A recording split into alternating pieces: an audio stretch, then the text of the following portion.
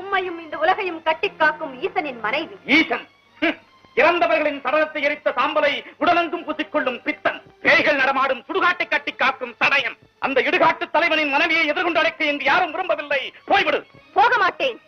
தட்சணே, உன் மகள் செத்து விட்டாள். பரமன் மனைவி என்ற முறையில் உரிமையோடு கேட்கிறேன். அவருக்கு சேர வேண்டிய அவிர்வாகத்தை கொடுத்துவிட்டு பின் யாகத்தை துவக்கு. அவிர்வாகமா? ஈசனுக்கா? நான்காவா? இந்த தட்சன் உலகத்தில் வாழும் வரை பரமனுக்கு எப்பாகத்திலும் பங்கில்லை. அவிர்வாகத்தை தர மறுத்தால் உன் யாகமும் நடக்கப் போவதில்லை. மதிகட்டவனே, என் பெயர் சொல்லி அழைக்க உனக்கு உரிமை இல்லை. நான் உனக்கு மகளும் அல்ல, நீ எனக்கு தந்தையும் அல்ல. உன் யாகம் அழியட்டும், உனது ஆணவம் ஒழியட்டும். ஆண்டவனை மதிக்க தவறியவர்க்கெல்லாம் உனது சரித்திரம் ஒரு பாடமாக அமையட்டும். உனது அறிவு, நீ பெற்ற வரங்கள் அனைத்தும் தொலைந்து போகட்டும்.